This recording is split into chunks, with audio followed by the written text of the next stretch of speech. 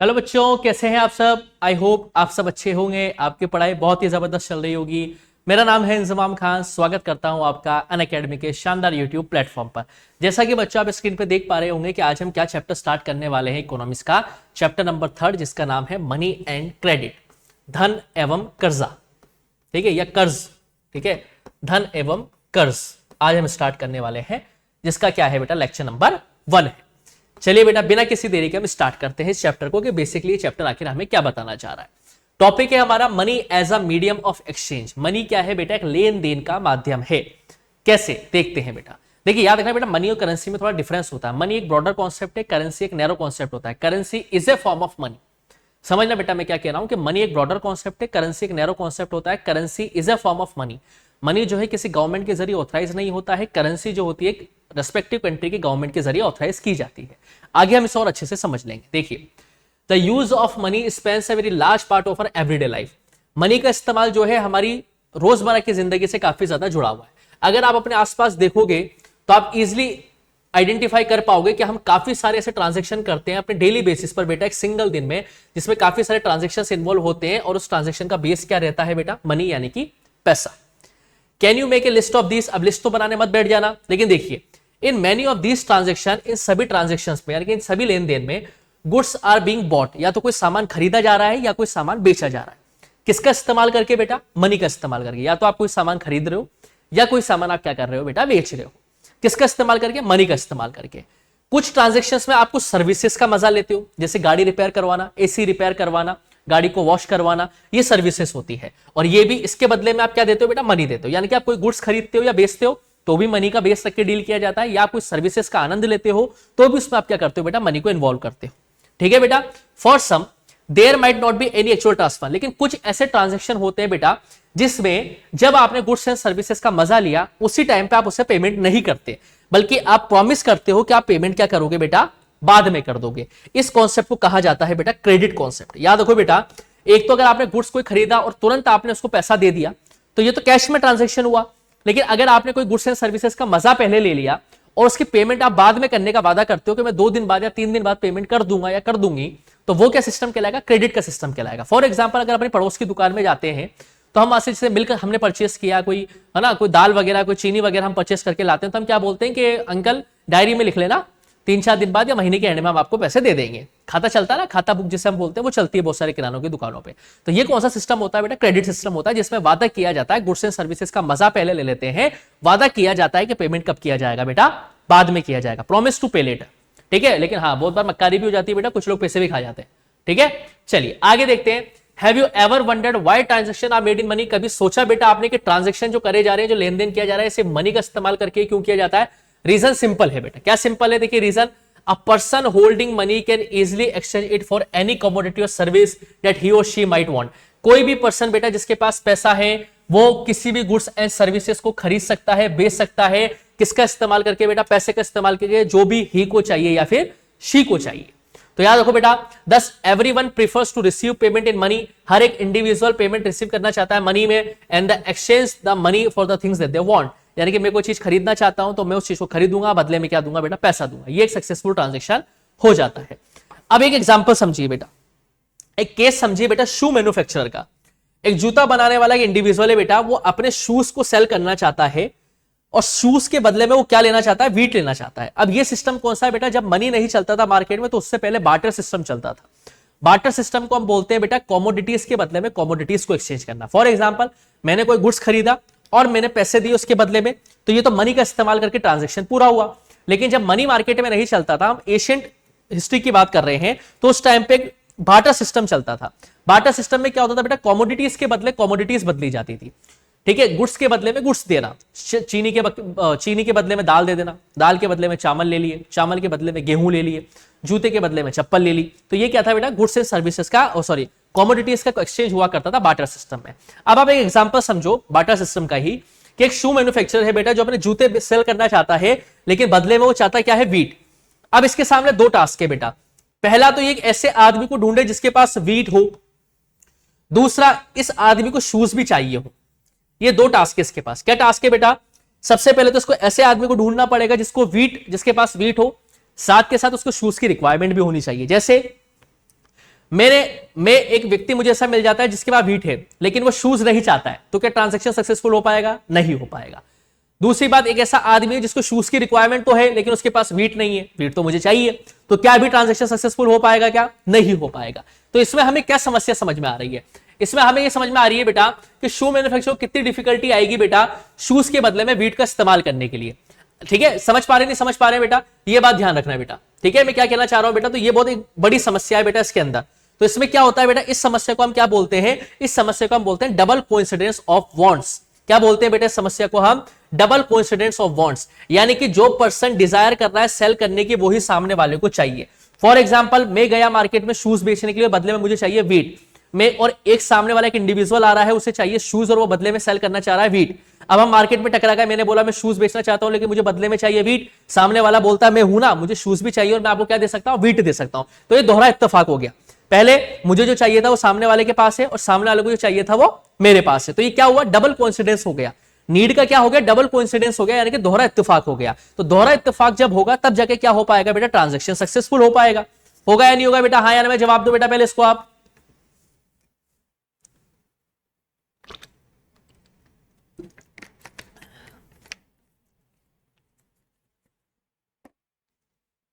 चीज क्लियर हो गई बेटा? लेकिन अब देखिए, लेकिन अब ये तो क्या था बेटा? बार्टर सिस्टम था जिसमें गुड्स को डायरेक्टली एक्सचेंज किया जाता है बिना इस्तेमाल के मनी के, और इसका डबल कोइंसिडेंस ऑफ वांट्स का एसेंशियल फीचर है। बार्टर सिस्टम क्या होता है? जिसमें गुड्स को एक्सचेंज किया जाता है without the use of money. मैंने क्या बताया था? गुड्स के बदले में गुड्स खरीदना या बेचना, वो होता है। लेकिन इसमें डबल कोइंसिडेंस ऑफ वांट्स चाहिए। लेकिन अब समझिए एक ऐसी इकोनॉमी जिसमें मनी का इस्तेमाल हो रहा है, तो अब शू मैन्युफैक्चर को क्या करना है? देखो, अब शू मैन्युफैक्चर क्या करेगा? जिस इकोनॉमी के अंदर मनी का इस्तेमाल हो रहा है वहां पे डबल कोइंसिडेंस ऑफ वांट्स वाली जो समस्या है वो रिमूव हो जाएगी। क्यों हो जाएगी? अब शू मैन्युफैक्चर क्या करेगा बेटा? एक ऐसे इंडिविजुअल को ढूंढेगा जिसको शूज चाहिए, उसको जाके शूज बेचेगा, बदले में क्या ले लेगा? उससे पैसा ले लेगा, और उस पैसे से दुकान पे जाके क्या खरीद के लिए आएगा बेटा? व्हीट खरीद के लिए आएगा। तो मनी क्या करता है बेटा? इस डबल कोइंसिडेंस ऑफ वांट्स की समस्या को क्या कर देता है बेटा? खत्म कर देता है। इसीलिए मनी क्या करता है बेटा? इंटरमीडिएट की तरह काम करता है एक्सचेंज प्रोसेस में। यानी कि मनी क्या है बेटा? एक्सचेंज प्रोसेस के बीच में एक इंटरमीडिएट की तरह काम करता है। इसीलिए मनी को क्या कहा जाता है? Medium of exchange. क्या कहा जाता है बेटा? लेन देन का माध्यम। मनी क्या है बेटा? एक इंटरमीडिएट, एक मीडिएटर की तरह काम करता है लेन देन के बीच में, एक्सचेंज के प्रोसेस में। इसीलिए मनी को क्या कहा जाता है बेटा? Money is a medium of exchange. बताओ बेटा, बात समझ में आई या नहीं आई? हाँ या ना? बताओ बेटा।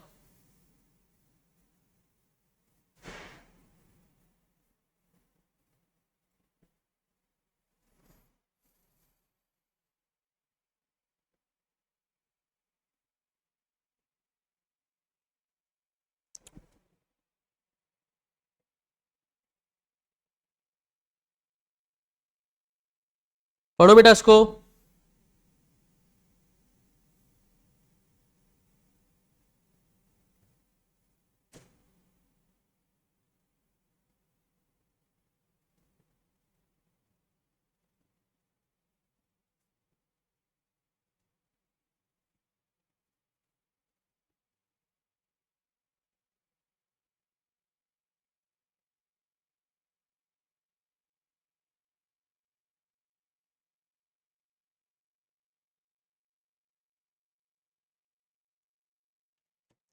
हो गया बेटा? समझ में आ गया? आगे देखिए, अब आगे क्या है? Modern forms of money. अब देखिए बेटा, एक इंट्रोडक्शन में आपको समझाता हूं कि पहले तो चलता था बार्टर सिस्टम, जिसमें कॉमोडिटीज के बदले कॉमोडिटीज को एक्सचेंज किया जाता था, और इसमें समस्या थी डबल कोइंसिडेंस ऑफ वांट्स की। उसके बाद नए नए रूलर्स आए बेटा, और नए नए रूलर्स ने अपनी क्या चलाई बेटा? कॉइन्स चलाए।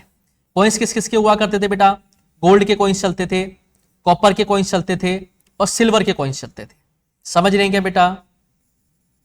मतलब क्या कहना चाह रहा हूं मैं बेटा कि जो नए नए रूलर्स आते गए, नए नए डिनेस्टीज आती गई, जैसे गुप्ता एम्पायर आया, मौर्यन एम्पायर आया, ठीक है, दिल्ली सल्तनत आई, मुगल एम्पायर आए बेटा, ठीक है। अलग अलग रूलर्स ने अपने अपने टाइम पे क्या किए बेटा? अपने अपने नाम के, अपने अपने पंचमार किए हुए सिक्के चलाए बेटा, ताकि उनका जो माहौल है वो लंबे एरिया तक, ये टेरिटरी तक फैला रहे, और आने वाली जनरेशन भी उनके बारे में जाने कि इतिहास के इस दौर में इस राजा का रूल हुआ करता था, और इस तरीके के सिक्के एज अ करेंसी या एज अ मनी इस्तेमाल किए जाते थे। क्लियर है बेटा? लेकिन उसके बाद फिर समय बदला, फिर कॉइन्स के बाद क्या आई बेटा? कॉइन्स के बाद आई बेटा आपकी करेंसी। कौन आई बेटा? करेंसी। और करेंसी के अंदर आपके क्या आते हैं बेटा? करेंसी के अंदर आज के हिसाब से बात करें तो करेंसी के अंदर आते हैं एक तो आपके पेपर नोट्स, जो हमारे नोट आते हैं 500 के वो वगैरह, और आते हैं कॉइन्स। पेपर नोट्स और कॉइन्स आते हैं बेटा हमारे आज के टाइम पे करेंसी में जो आते हैं वो क्या आते हैं बेटा, पेपर नोट्स और कॉइन्स आते हैं। तो याद रखो बेटा, जो मॉडर्न फॉर्म्स ऑफ मनी है उसके अंदर करेंसी आती है, और करेंसी कौन सी है बेटा, पेपर नोट्स एंड कॉइन्स। समझ पा रहे हैं बेटा, अभी बताया थोड़ी देर पहले ही, देखिए unlike the things that were used as money earlier, modern currency is not made of precious metals such as gold, silver and copper। जैसे अभी हमने थोड़ी टाइम पहले पढ़ा कि जो पुरानी डिनेस्टीज थी बेटा, वो जो प्रीशियस मेटल को ऐसा करेंसी ऐसा मनी इस्तेमाल करते थे जो गोल्ड सिल्वर कॉपर की थी, लेकिन आज के टाइम पे जो हमारी करेंसी है वो इतने प्रीशियस मेटल की नहीं बनी है। ठीक है, ये बात ध्यान रखना। जो मॉडर्न करेंसी है बेटा वो सिर्फ एक नॉर्मल पेपर की बनी हुई है, मतलब हाँ पेपर तो अच्छा होता है लेकिन पेपर की बनी हुई है। तो सवाल ये निकल के आता है बेटा कि अगर सिर्फ ये प्रीशियस मेटल नहीं है, गोल्ड सिल्वर कॉपर नहीं है, तो इस मनी को एक्सेप्ट क्यों किया जाता है as a medium of exchange? इस करेंसी को एक्सेप्ट क्यों किया जाता है as a medium of exchange? इसको इसलिए एक्सेप्ट किया जाता है बेटा because the currency is authorised by the government of the country. यानी कि जो करेंसी है हमारी इंडियन रूपी, इसे कंट्री की गवर्नमेंट के जरिए ऑथराइज किया गया है, और साथ के साथ एक कानून बनाया गया है कि कोई भी इंडिविजुअल इस करेंसी को एज ए ट्रांजैक्शन लेने के लिए मना नहीं कर सकता है। मतलब एग्जांपल समझो, अगर आप मार्केट में कार लेने जा रहे हैं 10 लाख रुपए की, तो आप शोरूम वाले से बोलते हो कि मुझे 10 लाख रुपए की कार चाहिए, और आप उसको 10 लाख रुपए कैश देते हैं, तो वो ऐसा नहीं बोल सकता कि मुझे कैश नहीं चाहिए, मुझे तो गोल्ड या सिल्वर या कॉपर के कॉइन्स चाहिए, ऐसा वो नहीं बोल सकता। आपको पेपर करेंसी या पेपर नोट्स में ही डील करना पड़ेगा। हालांकि 10 लाख की आप कार खरीदोगे बेटा तो आपको जवाब देना पड़ेगा कितना पैसा आपके पास कहां आया, लेकिन मैं एक एग्जांपल दे रहा हूं बेटा, समझ पा रहे हैं बेटा आपको? तो इसमें क्या है बेटा, कोई भी इंडिविजुअल ट्रांजैक्शन को फुलफिल करने के लिए इस पेपर नोट या करेंसी को लेने से मना नहीं कर सकता है, क्योंकि ये एक मीडियम ऑफ एक्सचेंज है। और why it is called it is a medium of exchange? Because it is authorised by the central government of the country. Country की सरकार के जरिए ऑथराइज किया जाता है बेटा। और याद रखना, ये जो करेंसी नोट होते हैं बेटा, ये रिजर्व बैंक ऑफ इंडिया के जरिए इशू करे जाते हैं on behalf of the central government, और आरबीआई के अलावा किसी और को अधिकार नहीं है इन पैसों को छापना या इनको प्रिंट करना, वो सारा का सारा इलीगल काम होगा बेटा। समझ पा रहे हो बेटा? तो याद रखना, कानून ऐसा बना हुआ है बेटा कि law legalises the use of rupee as a medium of payment that can not be refuse in settling transactions in India.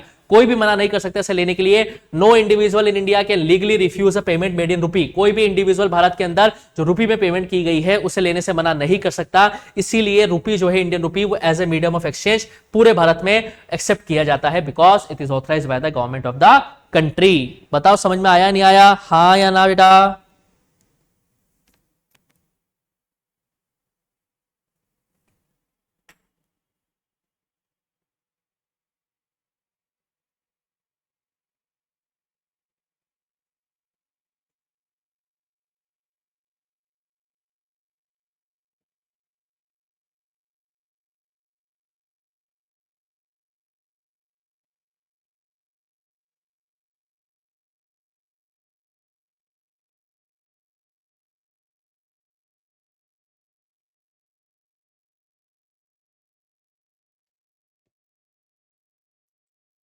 पढ़ लिया बेटा? चलिए आगे देखते हैं बेटा। अब क्या है, डिपॉजिट विद बैंक्स। अब क्या है नेक्स्ट टॉपिक बेटा हमारा, deposit with banks.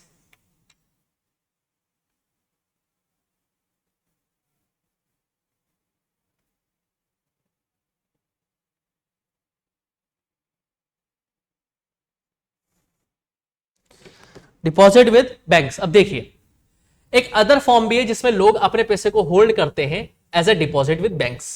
Deposit with banks क्या होता है बेटा, एक टाइम के बाद बेटा पीपल के पास या लोगों के पास डेली बेसिस पे खर्चे निकालने के बाद एक मिनिमम अमाउंट या सरप्लस अमाउंट बचता है बेटा मंथ के एंडिंग में। फॉर एग्जाम्पल, अगर मेरी सैलरी मान के चलो आज 1 लाख रुपए है, तो महीने के सारे खर्चे निकालने के बाद मेरे पास 40-50 हजार रुपए इन हैंड सरप्लस अमाउंट बच जाता है। अब उस पैसे का मैं क्या कर सकता हूं बेटा, या तो उस पैसे को मैं घर में रखूं, लेकिन घर में डर है बेटा रखने का। घर में डर रखने का ये है कि बेटा वाइफ भी पैसे निकाल सकती है वॉलेट से, ठीक है। तिजोरी में अगर आप जो पैसे रखोगे वो वाइफ निकाल सकती है, ये भी दिक्कत है बेटा, एक सोचने वाली बात है। छोटे छोटे बच्चे भी हैं बेटा घर में, वो भी कभी कभार क्या करते हैं, चुपचाप पैसे निकाल लेते हैं। भाई हमारे टाइम पे तो हम 10 रुपए निकाल लेते तो उसमें बड़े जलसा हो जाता था, लेकिन बच्चों को 10 रुपए में काम नहीं होता आजकल। आप समझते हो बेटा, उनको किंडर जॉय भी चाहिए, उनको ये वाली चॉकलेट चाहिए, ये वाली आइसक्रीम चाहिए, तो 500 रुपए की पत्ती गई। तो घर में पैसे रखने में दिक्कत है। दूसरी बात ये भी है बेटा कि अगर आप घर में 1 लाख रुपए रखते हो और साल भर बाद भी तिजोरी से 1 लाख रुपए निकालोगे तो 1 लाख ही रहेंगे। ऐसा तो नहीं है कि 2 हो जाएंगे, 1.5 हो जाएंगे, या 1,05,000, 1,10,000 हो जाएंगे। तो आदमी इस एक्स्ट्रा कैश को या सरप्लस अमाउंट को क्या करता है, आदमी इसको बैंक में अकाउंट ओपन करवा के वहां पे पैसा जमा कराता है। सर क्यों कराता है? बैंक में ऐसी क्या चीज है जो घर पे नहीं है? बैंक में एक तो ये है कि बेटा पैसा सेफ रहता है। अब घर में आपके 5-10 लाख रुपए पड़े हुए बेटा, तो घर खाली छोड़ के नहीं जा सकते अपन। आए दिन पेपरों में छपता है बेटा कि सोने मकान में हुई चोरी, पति पत्नी दंपत्ति आराम से घर में सो रहे थे, दिन दहाड़े मकान में हुई चोरी, आए दिन अपन खबर में पढ़ते हैं। अब 10-15 लाख रुपए घर पे रखोगे बेटा तो जाहिर सी बात है कहीं शादी ब्याह में भी जाना तो घर पे किसी ना किसी को छोड़ के जाना पड़ेगा, क्योंकि घर को खाली छोड़ के नहीं जा सकते। पता है आपको चोरी हो सकती है, रेखी करते हैं चोर, बहुत खराब होते जा रहे हैं आजकल, मक्कारी बहुत ज्यादा है मार्केट में। तो कहने का मतलब क्या है बेटा, बैंक में इससे क्या फायदा है? बैंक में फायदा यह है बेटा कि बैंक में एक तो पैसा सेफ रहेगा, दूसरी बात यह है बेटा कि बैंक में जो आप पैसा रखते हो, बैंक सालाना यानी कि पर एनम उस पैसे के ऊपर, आपके डिपॉजिट के ऊपर एक मिनिमम अमाउंट में इंटरेस्ट पे करता है। अब सर ये इंटरेस्ट क्यों पे करता है? बैंक का क्या दिल बड़ा है क्या? बैंक के पास क्या पेड़ का पौधा है क्या, या पेड़ है क्या बेटा, पैसों का पेड़ है क्या जो वो पैसे दे देता है? नहीं। तो वो हम आगे समझ लेंगे। तो बैंक क्या करता है बेटा, लगभग सालाना 4.5% पर एनम की रेट से सेविंग अकाउंट में क्या करता है बेटा, इंटरेस्ट क्या करता है बेटा, आप लोगों को डिपॉजिट करता है। ठीक है, और अब क्यों करता है ये वो तो हम बता देंगे, लेकिन समझो बैंक में एक तो पैसा सेफ रहता है, साथ के साथ बैंक आपको क्या करता है, एक मिनिमम परसेंटेज अमाउंट में क्या करता है, इंटरेस्ट पे करता है। ठीक है, साथ के साथ एक इंडिविजुअल को ये भी पावर रहती है कि वो अपना पैसा चाहे जब चाहे विड्रॉ कर सकता है बैंक से बेटा, और जब वो पैसा विड्रॉ करने के लिए जाता है और वहां पे जो डिमांड फॉर्म भरता है उसे क्या कहा जाता है बेटा, डिमांड डिपॉजिट कहा जाता है। बात पूरी समझ में आ रही है बेटा? सिंपल सी बात है, कोई रॉकेट साइंस नहीं है। ठीक है, बैंक क्या करता है बेटा, एक फैसिलिटी और देता है बेटा, बैंक एक फैसिलिटी ये भी देता है जिसमें आप बिना कैश के भी पेमेंट कर सकते हैं, और वो फैसिलिटी होती है बेटा चेक की। मतलब अगर एक इंडिविजुअल मेरे से 50,000 रुपए लेने आता है तो या तो मैं बैंक में जाऊं, लाइन में लगूं और फिर 50,000 निकलवा के उसको दूं, या फिर ये हो सकता है कि मैं उसको डायरेक्ट चेक दे दूं काट के, ताकि उसको क्या मिल जाए बेटा, पैसा डायरेक्ट मिल जाए बिना कैश के पेमेंट के। तो सर चेक कैसे होता है? देखिए ये चेक है बेटा, जैसे मान के चलिए मुझे प्रेम कुमार के नाम के व्यक्ति को कोई पेमेंट करना है, तो ये प्रेम कुमार मैं यहां पे लिख दूंगा, दिख रहा है क्या बेटा, ये प्रेम कुमार क्या करूंगा बेटा, मैं यहां पे लिख दूंगा कितना अमाउंट देना है मुझे, 57,000, 57,000 मैंने यहां पे लिख दिया फिगर्स में, और यहां पे वर्ड में लिख दिया, और यहां मैं कर दूंगा बेटा क्या, अपने साइन कर दूंगा। समझ रहे हो क्या बेटा, यहां मैं अपने क्या कर दूंगा बेटा, साइन कर दूंगा। अब ये चेक में दे दूंगा किसको बेटा, प्रेम कुमार को। अब प्रेम कुमार जाएगा बैंक में और बैंक के कैश काउंटर पे ये चेक देगा बेटा। अब वो जो कैश काउंटर पे जो भैया बैठे होंगे बेटा, वो क्या करेंगे, मेरे अकाउंट से 57,000 रुपए डेबिट कर देंगे, यानी कि काट देंगे, और वो कैश किसको दे देंगे बेटा, प्रेम कुमार को दे देंगे।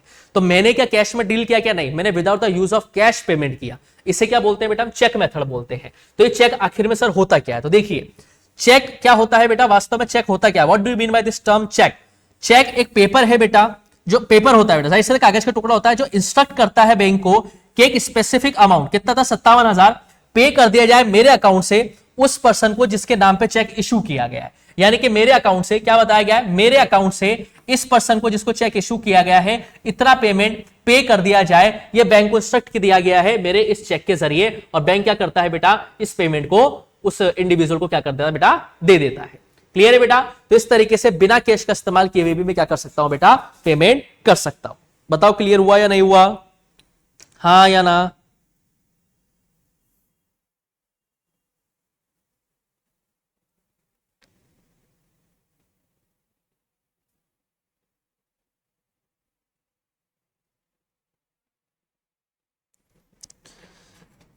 ठीक है बेटा, तो एक इंपॉर्टेंट कॉन्सेप्ट है बेटा चेक का भी, ये आप समझ लेना बेटा, और तो इसमें कुछ इधर कुछ खास नजर नहीं आ रहा है। और आगे हम देखते हैं बेटा क्या है, लोन एक्टिविटीज ऑफ बैंक।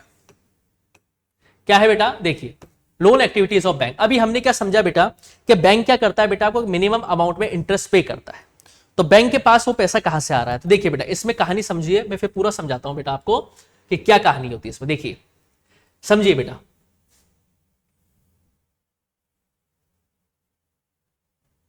देखिए बेटा एक होता है डिपॉजिटर जिसने पैसा जमा कराया कहां पे, बैंक में, और एक होता है बोरोवर।